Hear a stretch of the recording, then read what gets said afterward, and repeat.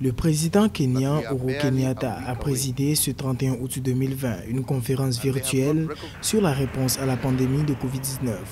Lors de cette session, le gouvernement a exécuté un plan de redressement afin d'explorer les moyens de construire une économie durable.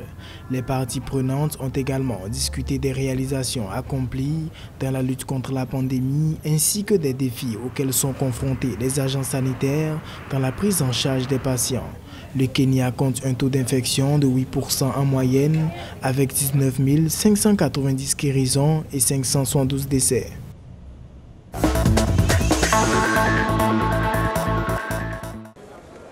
Le Ghana a rouvert ses frontières aériennes aux voyages internationaux ce 1er septembre 2020.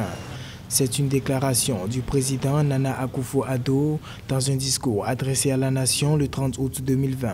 Le chef de l'État a précisé que tout passager arrivant au Ghana devra présenter un résultat de test négatif au Covid-19 effectué 72 heures avant le départ du pays d'origine. En revanche, les frontières terrestres et maritimes resteront fermées jusqu'à nouvel ordre. Le Ghana comptait au 30 août 2020 44 398 cas confirmés et 276 décès.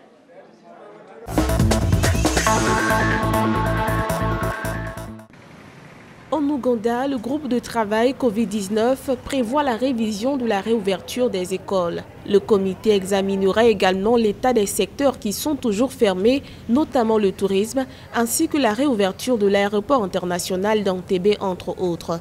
Le président Yoweri Museveni a déclaré que la réouverture des écoles concernera prioritairement les classes d'examen et les étudiants en médecine clinique.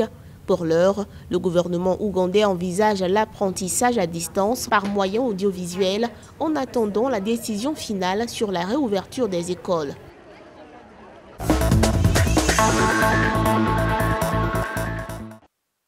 Le ministère gabonais de l'Éducation a annoncé que la rentrée scolaire dans le pays pour l'année 2020-2021 est fixée au 9 novembre 2020, tandis que la rentrée administrative est prévue pour le 26 octobre 2020. Les élèves des classes de terminale ont d'ores et déjà repris les cours en août 2020 pour préparer le baccalauréat, dont les épreuves ont cours actuellement sur l'ensemble du territoire. Les épreuves du certificat d'études primaires CEP et du brevet d'études du premier cycle BEPC ont été annulés selon les autorités. Le Gabon enregistra au 31 août 2020 plus de 8 505 cas confirmés, 7 187 guérisons et 53 décès.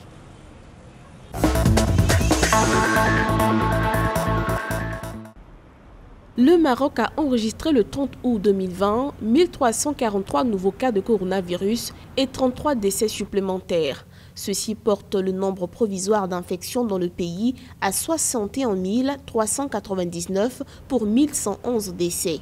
Selon le bilan officiel du ministère de la Santé, le taux de mortalité du coronavirus au Maroc est désormais de 1,8% avec un taux de guérison de 75,5%. Le ministère de la Santé invite alors les citoyens à plus de vigilance et à renforcer les mesures de protection, à savoir porter un cache-nez, respecter les règles d'hygiène et de sécurité sanitaire, ainsi que les mesures préventives prises par les autorités, surtout en faisant preuve de responsabilité et de patriotisme.